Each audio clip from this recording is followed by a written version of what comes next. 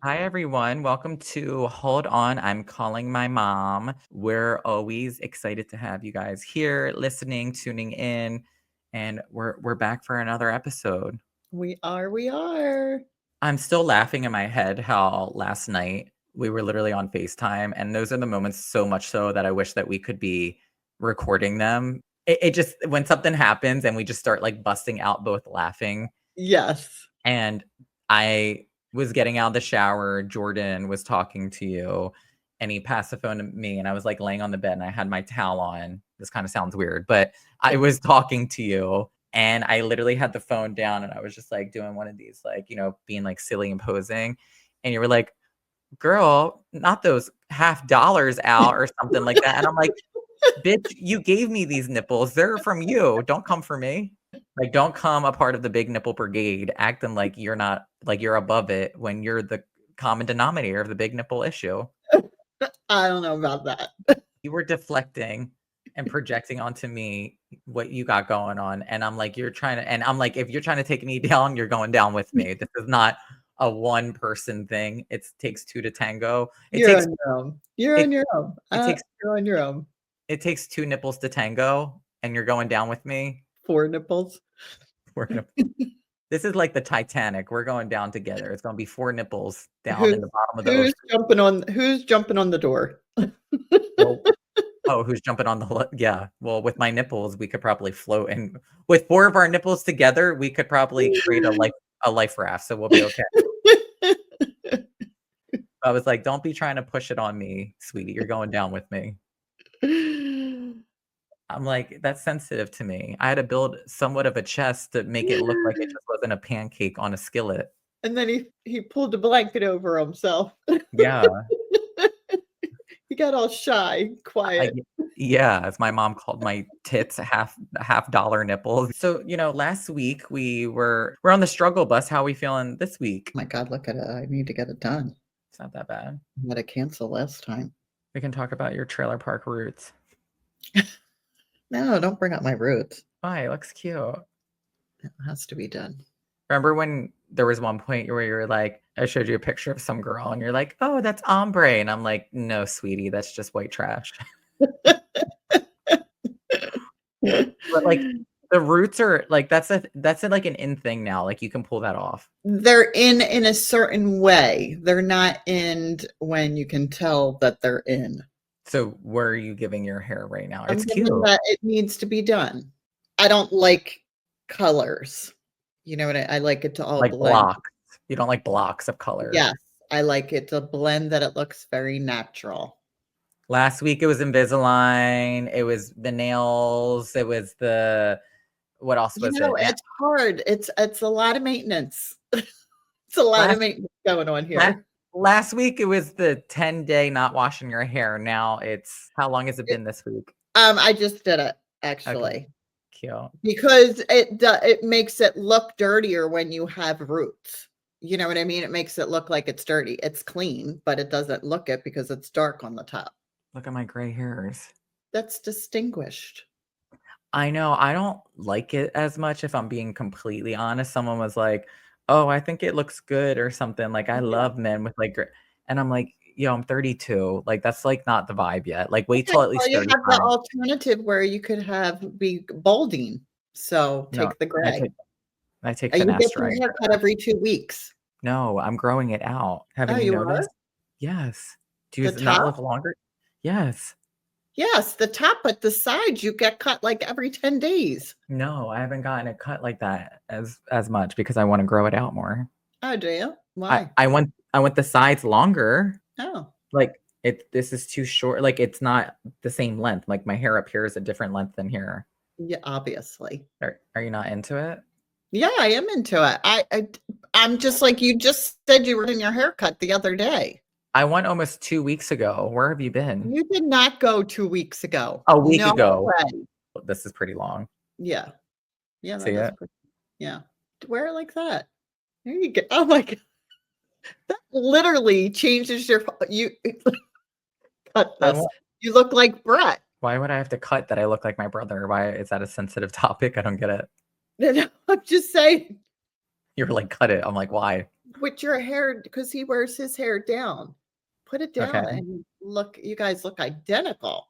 I want it to be, I want my hair to look like easy breezy, beautiful cover girl, even though that's the makeup, but I want it to feel very like, like herbal essence, Pantene. Like I want it to just look like like I just run my fucking hands through it and it just looks good. That's the vibe I'm going How for. about like when you were 12? Oh my gosh, the skater haircut. We need to put up Pull some up pics of that. It was Remember literally when you like were growing it out? It like went this way, didn't grow this way. it was literally like a mushroom. It was like a mushroom head. Yeah. Like, why did I ever think like it literally just did not work? That was like the vibe at that time because I that was think like you were that like whole 13. that was like around that I got my first screen name and you made it Volcom Scat, not Skater, because Skater was already taken. So I was called Volcom Scat 92. Like like that was it. I'm like, why did we think that was okay? That's what you thought it was cool. Girl, you picked this thing for me. It was like, this is the suggested one. You're like, that's close enough. Volcom Scat and Skater are very two different things. They don't even, one's music and You one wanted is Skater skateboarding. Boy. No, I did not want Avril Lavigne Skater Boy. I wanted Volcom Skater 92. Well, And we they had didn't a compromise. Volcom. That's what I'm gonna do for now on when I call you. Hi. Like what? Yeah, I don't know why you thought that was okay for me to be a preteen, pubescent teen Just into the learning world. now that it was scat. Exactly, and someone made fun of me for it. They're like, you couldn't even put like a number 8 in it, Oh like my Skater. God. I'm just learning for the first time right now that that's what it read. No, you knew that. I talked to you about that before. It was Volcom Scat. I Like why? Like why? Like that's how you sent your kid into the universe. You thought that was okay. I thought it was cool for you. It made you different. Volcom Scat 92. But there was always something about that era. Like I remember I had this friend at the time and he was like, all the girls loved him. He was cute. He was like so popular in like middle school and he had like this flowy hair. And I just remember like it just rocked, like he rocked it and it looked good. And I just remember I was like, oh, everyone's kind of doing like that Ryan Sheckler skateboarder like vibe. Let me do it. I don't know what was going on with my shit, but we're throwing up a picture so you can take a look at it. It was like crisp at the ends. It literally just went like puff and it was like, doo. It was terrible. It was terrible. And absolutely it was like, terrible. To hear. Yeah, it was a like, bowl cut. It was a curly bowl cut. And it was like wispy bangs. Like it was not a vibe. Poofy. It was like LA looks. I'm like, why? Why is this a thing? Because we all have pictures of growing up of things we thought at the time looked good. You were rocking it. You thought you looked Skater Boy. Volcom Scat. Volcom Scat. Actually, not Skater Boy. Volcom Scat. What was worse? That haircut? I want the people to decide. That one or the blonde era? The blonde era. There was era. I told you before, I liked what I was nervous for you, but when you got it, I was like, oh, nervous. I thought you looked good with nervous it. For? Nervous for what? Because I didn't know how you were going to look. I didn't want it to ruin your hair. Like I was just nervous that, Nervous is like me flying across the country at like 24 years old by myself. Anxious. All right, anxious. That's keeping you up at night, me dyeing my hair platinum blonde and having a quarter-life midlife crisis. I kind of liked it. I didn't have a problem with it. Jordy said he's disgusted by it every time he sees it. I know. He hates it. I don't know why. The styling is bad. The styling is terrible. Do I think it could have been executed better? Yes. Really? Yeah, it just didn't have like shape to it. Like it looked like also, I feel like I went through a period of time in my life where my haircuts looked like hats or boxes. Like it just looked like you could literally take it off. Do we have pictures of when I highlighted your hair? Oh, when I was a kid? Yeah. Yeah, we had I got the kit. We sat out back. I put the little cap on you and I pulled it all through for you. But you only let me Do a do it. little. Yes. No. You only let me do it in the summertime. You wouldn't let me go to school with it Yeah. because you didn't want me to be No, bullied. you did You it didn't in want oh, no, it Nope. wasn't Mm. summertime. You only You're let right. me do it in the summertime. Why is I was that? I was protecting you. Why? From what? Because you wanted to do it, but I didn't want anybody like I let you be you, but I didn't want everybody to like you Why go didn't to you want me to be a school. blonde bombshell? Were you jealous? Yeah. Were you jealous? You're gonna take my position. Yeah, I really was. I think you were mad that I was gonna be the baddest bitch with blonde hair on Elmer Street, but okay. Yep, that was it. Welcome Scat. Scott. I was Volcom Scat with blonde hair, a Caesar flip in the front. It wasn't even blonde, it was just frosting tips. I was queening out. What is it though about gay men, especially? I feel like they all have this era where like they all want to experience being blonde at one point. Some people it works really well for, some others not so much. I don't think you can ever meet a gay man and they've never been blonde ever in their life, maybe other than Jordy. Really? Yes, with some form of hair. I'm being serious. Yes, maybe not all of them, but I would say I this. know, 'cause I'm like, I would say a vast majority of the gay population, especially in West Hollywood, has gone blonde at some point in time. Why? I don't know what it is in our DNA that makes us want to chase after that and do that. girl, But because blondes have more fun. hey, okay. All right, you're right. You're right. That is very true. I don't know if Period. I don't know if I personally experienced that, but the reason that that triggered me is because I was looking back at my past Grammy, like, or Oscar, Emmy red carpets, and there's just like a chunk of pictures where it's the blonde helmet hair. I was looking back because I feel like my personal style and my look, I would hope, has blossomed over time, especially when I'm working these events because like I gotta look super cute this past Grammys because I'm meeting my pop star icon. You are and you did. I know. Can we talk about that? Absolutely. I You met called me literally afterwards, and your voice had that, like, nervous shake to yeah, it. I blacked out. I blacked out. I met Charli XCX. I blacked out. You did. I don't just take pictures with anybody. Like I'm a grown adult. We're trying to keep it cute. When I saw her, we locked eyes. We locked eyes and we had a moment. And She said, "There's Volcom Scatter." welcome scatter. Welcome scatter. Volcom Scatter XCX 92. I really was like, "Oh my gosh, I'm seeing her in the flesh." And those moments are like you think you always have concocted what you're gonna say to this person. Like your No, you artistry can't. means so much to me. Like I just really love and how passionate you are. I just love your creative. Like I just love everything about you. I love what you are putting out into the world. And like That's what obviously, you had planned that you were gonna say to her. I mean, that was kind of the gist Okay. of it. Do I remember actually everything that I said because I blacked out? No, but I do remember locking eyes with her. I was given a Club Angel card last year when I waited outside with Jordan and my friend Shelby, and we attended the 360 music video premiere, and they gave us this card.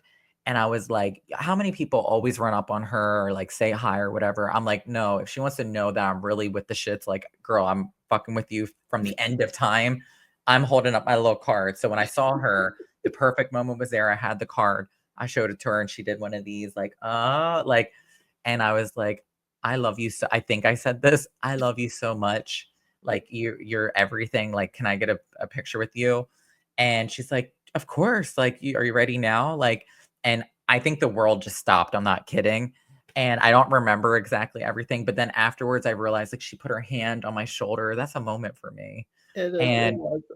I think, we like, good luck tonight. Thank you so much, blah, blah, blah. But like she was so kind and sweet. She looked gorgeous. And then after I walked away and decompressed and saw stars and was attempting to call you, some gay walked by me and he's like, you bitch, you got a picture with Charli XCX. And I was like, girl, Did you got, yeah. And I was like, girl, you got to get in where you fit in. I saw the opportunity. So Do did, my wait, do my teeth look, like, straighter? yeah, they always do. What do you mean? How could they get worse? You wear them every day. I know. Well, I'm wondering, like, on here. cut this Oh. out. I'm just wondering on here if it. No, I'm sick of you telling me what to cut out. Every episode, we get something from you that says cut out. And guess what? When you say it, I keep it. So I'm letting you know that. This is not like Denise Richards on Bravo Housewives, like Bravo, Bravo, fucking Bravo. Like that's a code safe word for you to not talk your shit and we're going to cut it out. No, you said it. We're sticking to it. All right, forget it. I mean, that's just last week alone. I mean, what are you up to date with pop culture wise this week? I mean, I am binging the OJ documentary that's on Netflix right now. That's #1 trending. Oh, yeah, I was going to, and then it frustrates me, so I don't know if I'm going to watch it. I know, the reason I thought It's to myself, sad and it frustrates me. So I genuinely thought to myself, how many fucking documentaries of this can we see truly? yeah, Because we watched the Lifetime one with the sisters, which was and her family, which was like sad. very. And I was just like, oh, it's another one. But Yeah, the only reason why I'm getting invested now is because they're showcasing and highlighting how much evidence was left out of none of it went to. but that's the frustrating part. I know. It's And just who's like making money off of these documentaries? probably a production company. I don't know who's behind. I mean, he's not alive, so I don't know if anybody in his family. Right. I don't know. I mean, Ron Goldman's sister is in this one. Is she? Yeah. And so sad, heartbreaking when she talks about her brother. I know. That's why I'm like, I got to be in a certain headspace to watch that. It's just sad. And yes. And then again, the frustration comes on. Yeah, I always need to balance out, my content viewing. I need like something that's like unscripted, and then I need something that's a little bit more like, oh, like I'm living on the edge a little bit. That's this one. How I'm counteracting that one is Salt Lake City Housewives. Have you finished? No, but I started watching Scamanda. The hell is that? It's Scamanda. Oh, like she's scamming? Scamanda. Yeah. Scamanda. I was like, is this a Skims ad? What is that? Scamanda. Her Scamanda. name's Amanda, so it's Scamanda. Where are we watching this at? Netflix. Okay. Is it new? Yeah. It's scripted. Oh no, it's not Netflix. It's Hulu. Girl, you got to get your streamers right. Well, Is it? you know who I'm obsessed watching? I keep telling you to watch it. Jennifer Lopez? No. Shrinking. Oh, yeah. People are talking about it. It is the best show ever. Best series. It's on Apple. You got to watch it. Has Harrison Ford, Jason Segel. It's so good. You laugh, you cry, you become attached to the people, the storylines. It's wonderful. It's wonderful. Everybody has to watch it. Not wonderful. I'm gonna have to look this one up. I kind of not knowing what I want to watch tonight. Well, you have Scamander. Scamander. Yeah. Okay. Scamanda. Scamanda Vulcan.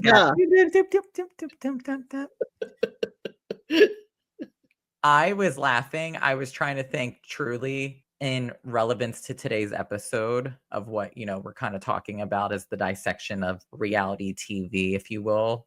I want you to genuinely name your 3 favorite reality shows that you've ever watched. And I want conviction. That's hard. You would have to tell me them because I am not a loyalist when it comes to it. I watch them when I'm with you. No, you're a fake bitch because you say that and then you leave and then you'll walk away and then I'll come home or I'll come back and your ass is still watching the Bravo marathon. So you're full of shit. Like as in just the house, like any. Yeah, you don't need to differentiate like cities. Like, are you a Kardashian girly? Are you Jersey Shore? Are you I'm definitely a Kardashian watcher. Okay, so Kardashians are on your top 3 of your favorite unscripted reality shows. Yes. Okay. You love Housewives, technically, like you do secretly. Secretly, I like Housewives, and I feel like I watch the Utah one more. Salt Lake City. Salt Lake City. Okay. She's a big fan.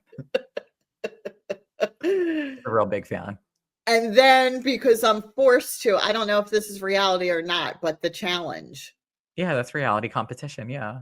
Yes, because between Johnny Bananas and Wes and them who have been on it for 25 years. I love Wes. We love Wes. They're all the same people. Anna, Kari, whatever her name is. What's her name with the red hair? I don't know. The one that looks like Johnny Depp. With the yeah, she kind of does. Yeah. What's her Anna Karine? She has 2 names. What's her name? We don't like her anymore. What's canceled. Her name? She's canceled. Is she? Yeah, she's saying that she's not claiming the LGBT. She's not claiming the T in the LGBT. Oh, girl, she needs to go. That's what I'm saying. You're not even going to give her name now. Exactly. That's why I'm like, I don't care. Oh. Bye. She lost anyway, so good. I haven't watched. I haven't caught up. Oh. Girl. Yeah, I would say they're my top 3. Okay, so Challenge, Kardashians, Housewives. It's particularly Utah. Okay. I am going to say my 3 are... Oh, I already know what yours are. Let me say yours first. Okay. Yours is going to say Drag Race. Hold on. And I want you to say the specific city for Housewives, because you know that's one of them. Drag Race, Utah, and New Jersey. This is all time, just so you know. Like, this isn't current, like all time favorite reality shows. Oh, well, then it's Bad Girls Club. It's drag. You definitely like Drag Race. I would say that's always been Bad Girls Club. This is top 3. Okay, let me jump in here because you're struggling a little bit. Yeah, I'm good with the 2. Real Housewives of Atlanta. Oh, really? You know that. I've always loved Real Housewives of Atlanta. I know, but you love all of them. So I know, but that was my number one's always been Atlanta. Atlanta's the best Real House. It was. I mean, we'll see with this upcoming season. Best hands down Housewives franchise. 2, in no particular order, Flavor of Love. I was going to say Flav. That's where I fell in love with Tiffany New York Pollard. Yeah. Truly. So that's in there. That's in there. You know, you threw Drag Race out and it made me contemplate. I don't know if I would say that's my all-time favorite, but I really do love watching it. Yes, you love that show. You do the UK, you do that one. I know. I love the franchise. You're right. Okay, so we'll say Drag Race. Yes, absolutely. Speaking of Tiffany Pollard, that was truly, truly my first awakening into reality TV. And I hands down give her so much praise for being a part of my journey. And I'm like, okay, so far of all the like icons that I wanted to meet in my life, she was such a polarizing force to like seeing her. I was enamored by her. Like she is reality TV. She is the blueprint. No one can ever change what she has done. She has impacted reality TV in so many ways, and I will not let any slander come my way when it comes to her. But I am really upset because people know how much she was literally in my bio. It said, "In Tiffany Pollard, we trust." Like, people know how much I love her. Her on my list of people. Her high school bio? No, bio like on Instagram for a while. Oh. She's the only person that I have not yet met. Like, I'm like really happy I've been able to meet Charli, Chelsea Handler. On the list, like Megan Fox, Meg the Stallion, and Tiffany New York Pollard. I'm upset by this because everybody aside from me has met this woman but me. Really? Yes. I'm like, I know people who met her at a local Denny's and I have not met her. Really? Yes. She's doing bad that she's at a Denny's? Girl, we've all been that bad at a Denny's. I've been there a couple of times. I said no slander. Denny's is good. Denny's is good. So I'm a little upset. I've never been able to meet her, ever. Well, you just put it out there. You just manifested it. Tiffany, the HBIC, if you're listening, please. Are my next manifestation. But, you know, really, reality TV has truly shaped the human that I am. I said, like, you know, more than anybody, as a kid, I watched reality TV like it was, oh my gosh. I thought it was just the craziest thing that like a 10-year-old just would watch these. And I never like corrected you or said, don't watch, like you just were fascinated with it. And then it like sparked you that you were like, I'm going to California. I'm going to do this. I'm going to work on it. I'm going to do something with it. Yeah. From that time on. And it just like pulled you in. My away message on Volcom Scat was, I'm going to LA, y'all.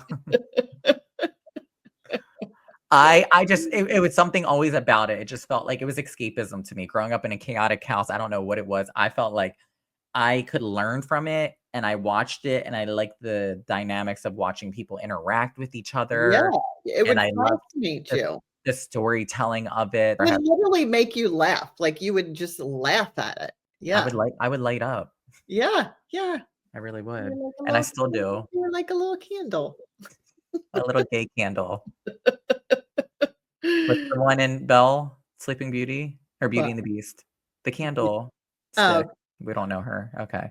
So, be nimble, Jack, be quick. no, it was Jack, jump over the candlestick. no, what's the one from Beauty and the Beast? That's a flower. No, Beauty and the Beast. Beauty and the Beast is the flower that crumbles. Lumiere. Oh, the candlestick. Yes, Oh, he's oh. gay. He definitely is You gay. should have phoned Jordan. Lumiere is definitely giving queen behavior. That's a Yeah. real one. Jordy's calling me, speaking of. What's up? Hi.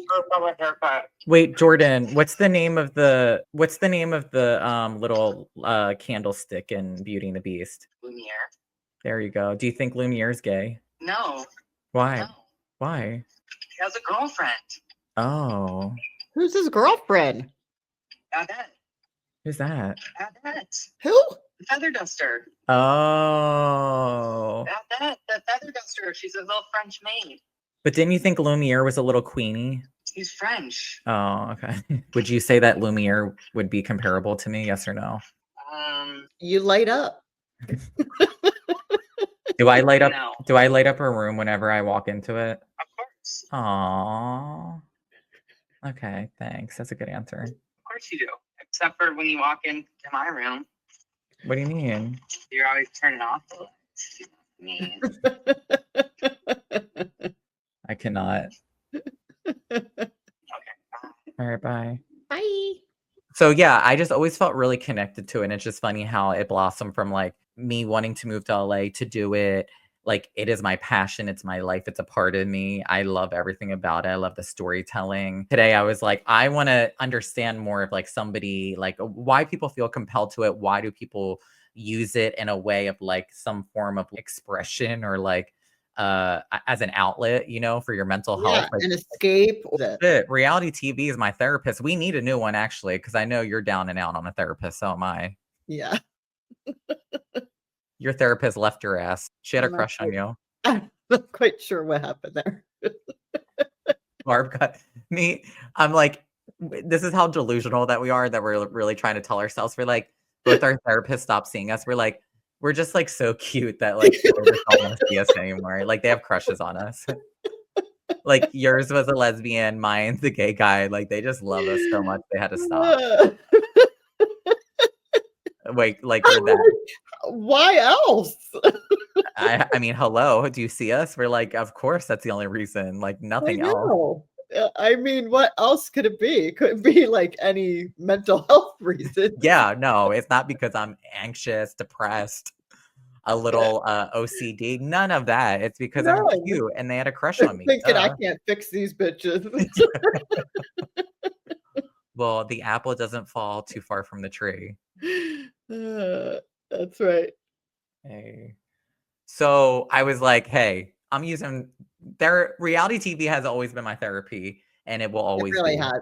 It's my It de-stresses you. It de-stresses you.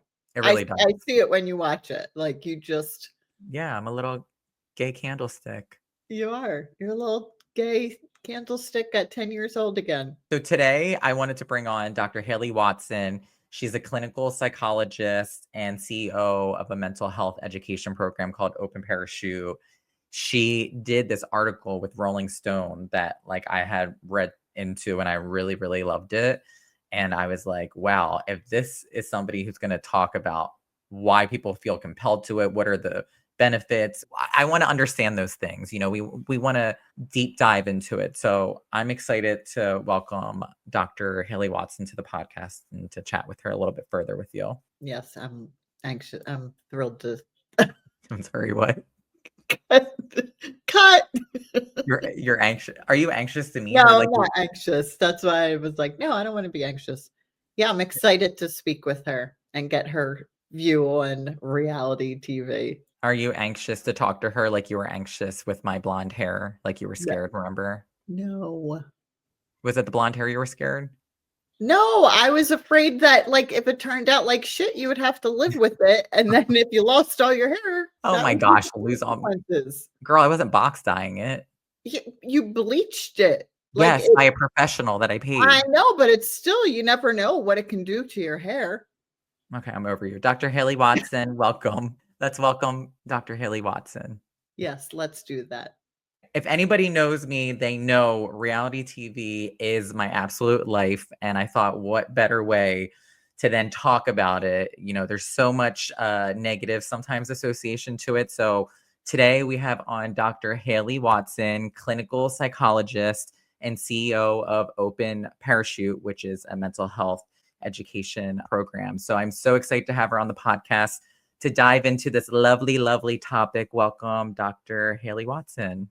Thank you so much. It's Yes. such a pleasure to be here.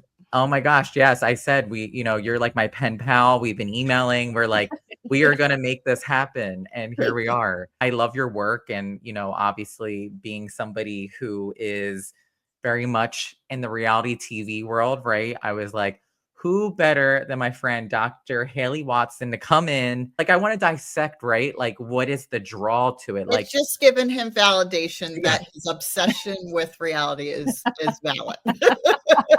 honestly, yes. Yes. Got it. Yes. Noted. Yes. Well, because I said my mom can attest to this. There was always such a pull to me with reality Yeah. television. I have used it as escapism. Like, that's how I genuinely view it. And Yeah. I think, I obviously a lot of the stuff that you talk about, and we'll dive into a little bit further, there's many different ways that I feel like people can absorb this and like whether it's Mhm. good or bad. For me, it's always been like a vessel of like positivity. I think, Mhm. especially coming from like a very chaotic household growing Mhm. up, I think actually it was like a silver lining that it actually like benefited me mentally. Mhm. Um, Mhm. have you ever had somebody like say to you or your work or study say like reality TV actually made me a really good person? Like here I am, smiley face. Like So what I think is interesting, two questions or two thoughts. The first thing is always if we're using something to escape, what are we escaping from and what does that mean for our lives? So like the dark side of it or the unhelpful side of it is maybe we feel like we can't express our true selves in our life, or like you said, we're in a chaotic environment, which so many of us are growing up, and we can't cope with it or deal with it. And reality TV is sort of like I get to see this other reality though, and so it can prevent us from really doing what we need to do in our life because we're sort of escaping from the work that needs to happen, if that makes sense. Like I actually need to face my own reality. But I really loved what you were saying. And I think a lot of the research into neurodivergence actually is super, super helpful here because what we're starting to learn is that so many of us are in a state of overwhelm all the time. Mhm. And that's not just people with diagnoses. Like I would consider myself in that group as well. And watching any kind of content, reality TV being one really interesting element of it, it's actually about bringing our nervous system down to a place where we can cope. And so when you talk about you're in a chaotic environment and reality TV gives you that pause button so that you can go back and actually re-enter your life with probably a little bit more sense of calm or ease, that's a really important benefit. And it's really interesting because it's sort of not talked about much because we like to paint screen time as like all A bad. negative. Yeah. Yeah. And the more I learn from my colleagues and the more I look at the research around it, it can be a very effective tool. And I think it's like anything else.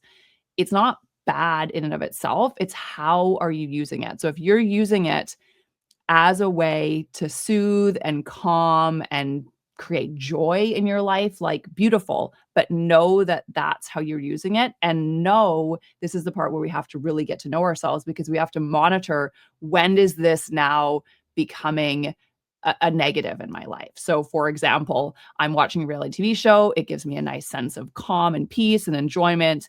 And then, it's my break and I can go back to living my life and things are great, versus I can't shut it off and I'm finding myself staying up really late, even though I know I should be going to sleep. Then you got to look at, okay, is this a bit of an addictive pull? I think for Paul, I not to speak for you, but Please do I it. think it's definitely a calming thing for him. Like Yeah. at the end of the day, like even when he comes home to visit here in good old New Jersey, he like will put it on at the end of his day, whether Yeah. he's totally paying attention to it or not. It's like Yeah. it's taking him out of his day. Do you agree Yeah. with that? Yeah, I Yeah. don't know exactly like what it is and like Yeah. what the reason is. It's always been like a pull, but I think when I've like Mhm. sat into my emotions and my feelings, I thought, oh, I think it's because I don't like chaos in my day-to-day life, or I Yeah. don't like conflict, or I don't like things. So I'm kind of using that as a vessel to live vicariously through Mm. other people and their Mhm. stories, and I Mhm. think I think there's a way of like using that as kind of like a buffer, like everybody kind of has their vice, if you will. And like Mhm. mine's not like drinking a glass of red wine at the end of the day or like Yeah. cooking. I'm like, no, I want to be in front of the TV and I want to watch some good old Bravo and reality TV. And that's my pull to it. Sort of thinking of it as like a crutch. So like it's no problem to have crutches to help us. It's kind of a big ask to just like face reality, if that makes sense. Like Yeah. to really truly face all of our thoughts and feelings and all of the challenges that are going on. If we didn't have a buffer, like you said, or a crutch, it would probably just overwhelm us all the time. So it's okay to use these things, whatever they are. But the caveat is we also want to always be working on facing that reality in whatever way that we can with small steps. So you make the comment of, I don't like conflict in my life. I'm the same. The question we want to ask ourselves is, why don't I like the conflict? And is there something I'm avoiding? And can I start looking at that a little bit, because am I holding myself back? It can be a really great growthful experience of like, okay, I want to watch someone else have a fight because it terrifies me so much to act like that. But ooh, what if I did let myself We be a just bit gotta more? we gotta just start See, cursing yeah, bitches but out you now. see, I'm the opposite. I'm the opposite. Like, I don't like conflict or anything like that. So soon Yeah. as they start fighting or screaming at each other, Yeah. or it gets, I'm like, I can't, and I'll turn it off. Yes. I'll just walk away. I do not like it. 100%. I am Yeah. actually the same. So what I have to ask myself is why does that make me so uncomfortable? Why do I want to avoid it so So much? uncomfortable. Mhm. And Yeah. so I actually mostly actively avoid reality TV because it stirs up uncomfortable feelings for me. So it's the same question for me though. Like you could say, "Oh, that's great. You're not watching reality TV." But actually for me, it's maybe an avoidance tactic. Like maybe it's actually probably therapeutic for me to sit down and watch it, to be like, it's okay for life to be messy. So Yeah. again, it's like it's like anything, can be such a cool doorway to exploration. Like if you really start, it's all about like questioning yourself. Like there's no right or wrong, but like, why am I drawn to it? Because it's going to be different for different people. Why am I not drawn to it? What am I using it for? And most importantly, how am I impacted? So if you notice, when I watch reality TV, I do feel really calm, and then I can become reflective and I can kind of think about my life and I make good decisions. That's what Whereas that's what I do. I feel yeah, that way. I feel like I actually view these people more of like I mean, I know I don't have the doctoral degree like you do, but I kind of feel like I view it in the way of like, oh, like there's some trauma that's there that's not healed, or there's Yeah, some he like, does. He'll yeah. analyze them. Beautiful. And so for you, it's a tool of empathy. You get to appreciate people in a different way and you get to ponder about them, and it's a tool for your own self-soothing. That's beautiful. And it's just about continuing to ask yourself those questions, because that might be true for you today. And then tomorrow or next week or next year, you might go, actually, you know what? There is a time when it's not great for me, like when I'm really stressed and I Yeah. start watching it, then it might make me spin out a bit or whatever it is. Like, I Yeah. think it's, as long as you're continuing to ask yourself the question, then you can continue to monitor the impact for yourself. but I kind of feel like always like, if the worst thing I was doing in my life or my adolescence or my childhood was my friends are out So partying and true. they're like, what Yeah. did you do this weekend? I'm like, I was watching Bravo with my mom and my brother on the couch. Like, I'm like, I think I'm in good Yeah. shape, right? Definitely. Yeah. He was just literally, I would say 10 years old. He just was fascinated with it. Like I love it. it just fascinated him. Like Right. it was just funny to watch him watch it, Yeah, absolutely. And Yeah. legit, he would be like, that was what he would do on the weekends, kind of, So cute. until he got a little older, but right. And this is your career, right? yes, Yeah. and that was like, I think in his head, like, this is what I Yeah. want to do, and he just Absolutely. And that's the other beautiful side of this is that this is like a passion for you. And Mhm. so Yes. that's amazing. And like any passion, it can take over our lives, and so I think again for you it's like this has had this beautiful catalyst in your life and it's caused you to be able to do things. Thank Yeah. you. Yeah. This is how I describe myself. I'm a gay Virgo. So if that says anything, I'm like, I'm a very, very overly analytical person. Yeah. So sometimes to my own demise, I would say, but I like to dissect like why. Where's that, when you feel that Yes. pull, like why is it there? I love challenging those things. right, like, why Yeah. do people get so involved in the characters or the people and the shows? And it's Yeah. like ride or die kind of with with reality TV. Yeah. Yeah. Absolutely. And part of that is just it's so interesting the way our brain works. Like when you think about our brain and how we're hardwired, that happened before TV. Yeah. So before we were given images all the time. So it's one of the reasons why people identify so much with celebrities as well is that when, what we see, when we see a face consistently, our brain assumes we know that person and then makes, we have a certain emotional response to them because that's biologically clever, like if we think about us back in the day where we're all wandering around and you need to be able to recognize who's part of your tribe and you should probably be nice to that person and bring them in, and if someone's not part of your tribe you maybe are at war with them, so you should be a little bit careful. So that's that whole in-group out-group thing that's just inbuilt in us. So once we start watching a show, and I do this even with drama shows, I will it's not a conscious thought, but like I really feel like I know them. I feel like I'm in the situation, and like my thoughts and my dreams even sometime will start to like change and adapt because I kind of think I'm like them all of a sudden. It's very strange. Yeah. And so Yeah.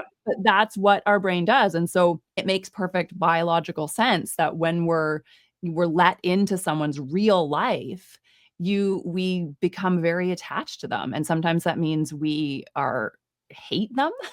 Sometimes it means we love them, and that's okay. I guess it's always that question of, is this helping me express a part of myself, or is this a part of myself that I actually would be better served expressing in my real life and there's something blocking that? Or, it's like just that question of why am I doing it this way, and not to shame ourselves about it, but to just open up the conversation. Why? I think that's the most helpful question we can ask ourselves. Yeah, or Totally. I was gonna say, or you could be like me, who is very vocal about how I feel, very vocal about all my emotions, and loves to live vicariously through other people and watch their stories. So There you go, right? Yeah. We're Loves to talk complicated. about his emotions I know. in the moment. Yeah. There you go. There you go. Absolutely. And so what would you say is the biggest gift you get from reality TV? What's the way that it influences you positively other than the soothing? Is there anything else that you would say? Yeah, I love when people come on and ask me questions. I don't get that often, so I love that you asked me that. That's fun. Because now I'm like, "Ooh." So I would say the reason why, other than like the escapism component to Yeah. it, is that I really find people who are unapologetically themselves very Ah, endearing. Like, I love yeah. somebody who is just themselves, and not everybody, right, on reality TV is that, but the ones that Yeah. you connect with, you're like, they're just Mhm. being themselves and they're very Yeah, confident in who they are. And I I love get that. that. I admire people who are just themselves. I mean, obviously I won't like people who are like layered and compassionate and funny, and maybe Yeah. you're rooting for them. I love an underdog story, truly. That's what it is too. Yeah. Yeah, absolutely. No, I love that. And would you say that you feel that you are able to show up authentically, or is that something that you aspire? Great question. I love that you said that, because I have generally felt doing this, having this platform, if you'll Yeah. call it that, as you will, with my mom, Yeah. and doing this has allowed me to feel like, oh, like I love who I am, and I love my Yeah. relationship with my mom, and I love being Yeah. able to just be who we are. And I think for a long Yeah. time, I'm sure, as you can attest to this too, being somebody who's like outwardly facing in your profession, you want to be taken Yeah. seriously and respected. Yeah. But then I see people that I'm like, I feel like we live in a world where you should own who you are. Not Mhm. everybody's gonna like you, but Mhm. I'd rather be myself and show up who I truly am, which is this. Yeah. I'm a loving, very loyal, compassionate, empathetic person, but I'm also bitchy, and I'm very difficult sometimes to understand Yeah. because I have a lot of Yeah. emotions and you have to coddle me. But like, I'm like, hey, but that's like a complex, that's what I watch on TV to see, right? Like I watch those people. Yes. So That's a great insight. I love that because it's true. I do think one of the biggest challenges in our world is that we don't allow space for authenticity. And I think then it can, like, the backlash of that is, well, I can be as big of an ass as I want. Sorry to swear on here, but I can you be know who me. you're talking. Trust me. I'm like, yeah, you're fine. You're in good company. Okay. So that, like, it's like that's what's happening in the world where people are like, how dare you tell me what I can say? And then people are saying like really detrimental things. Yeah.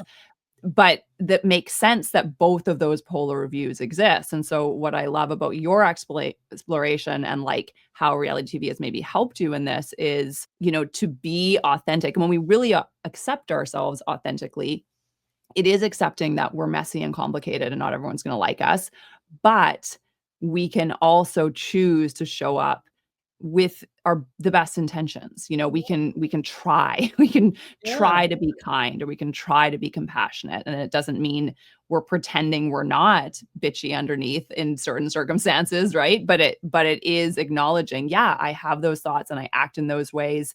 And you know what? When I'm hurt someone's feelings, I do feel bad about it. It's like allowing both things to be true. Whereas right Yeah. now, it's like we sort of live in a world where either you're just outlandishly, I don't give a rat's ass what anyone else thinks, or you're like super tiptoeing around and trying to change and adapt yourself so you don't make anyone mad. But neither of those are really that true. So I think that's really cool that seeing people on screen has given you the courage to say, I want to do my own version of that and show up authentically. And I think we sort of maybe have uncovered another hidden benefit is it's giving people permission a little bit to have their own platforms and to speak in a way that's authentic to them.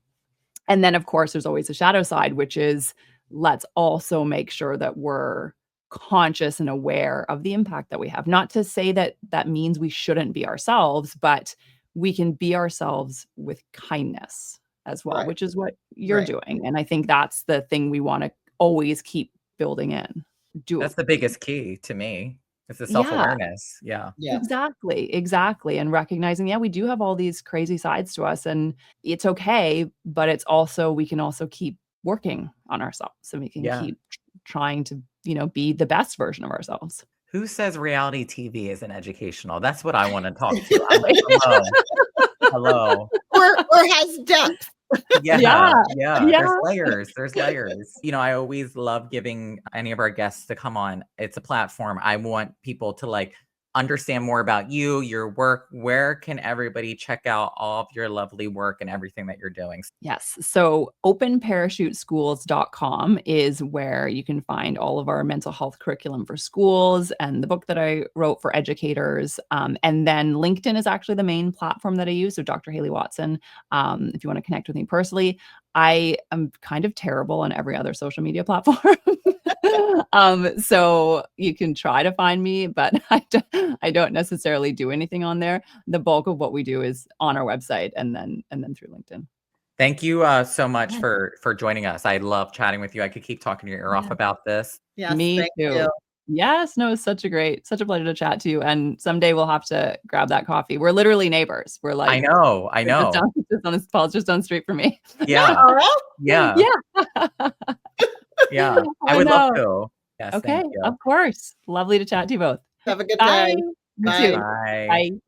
That was really informative. I liked having somebody on who could like break down the way that like people perceive that. I think from a clinical standpoint, you know, because I could say it, but I don't have the doctoral degree to be saying stuff like that. Well, because I don't ever think anybody ever puts any thought into it clinically of people watching, obsessing or not obsessing, or like why people are so involved in reality TV is such a phenomenon now. So it was nice to get that perspective. Yes, clinical perspective. I'm laughing because she was saying that, oh, you feel like you know these people when you see them through a TV. And it just made me think about the one time that you had your celeb moment. encounter. My snub moment. Yeah. Yes, because we were at the Grove and I saw Mario Lopez at the Grove. So to me, I'm like, oh, he knows me. I know him. I watch him all the time. So I literally was like, no, at the Grove, he's getting coffee. I'm sitting like, it's a huge place. It's also like 8. It also was people. like 8 a.m. It was really early. With a lot of people. And I'm like across yonders and I'm like, and then I got one of these, like, and I was like, It was crickets. crickets. I'm like, he snubbed me all day. I was like, he snubbed me. He looked right at me and looked away. So now, Barb, we've created this narrative that you have this imaginary beef with Mario Lopez because he snubbed you when you waved to him like he was your bestie. And Absolutely. At the Grove, 100 feet away from me. I'm like I waved like I knew him, like he was my friend, like, oh, come on over. Hi, come on over. you really did. And it was just like one of those like, and like turns head, doesn't even look. So literally now, even when you come here and we go to like the farmer's market there, we'll be like, oh my gosh, you know, my mom got snubbed by Mario Lopez here. That just made me think of that when she was saying how we become like we know these people. I'm like, yeah, I know the feeling. Well, thank you everybody for listening to the Hold On, I'm Calling My Mom podcast. We love and appreciate you all. Thank you for tuning in. As always, please make sure that you're following us on Instagram, TikTok, Facebook. Please make sure that you're subscribed to our YouTube page. Please make sure that you are listening and subscribed on Apple and Spotify, whichever listening service you like to listen. Barb, do the Apple dance. And we just really appreciate all of you tuning in every week, listening. We have big plans coming for this year with us and what we got cooking. So everybody who's been a real one, a day one, hang in there and keep continuing to support. And we're excited about what we will be bringing to you guys very, very soon. Our final episode of season 1 is going to be next Monday. So oh my goodness. I know we've done this is episode 29. Next week will be episode 30. We've done 30 episodes, Barb. That's amazing. I know. So that's really cool. I'm really proud that we did that. And I am very proud of everybody and appreciative for everybody tuning in. Absolutely. And yes. So next week, our season finale. Speaking of reality TV, we got our big moment. We're going to have our season finale of Hold On, I'm Calling My Mom podcast. So until then, everybody be biting at the bit. I know you're so excited for that episode 30. Yeah. And we will see you next week. All right. I'm hanging up now. Bye. Call you later. Call you later. Love you.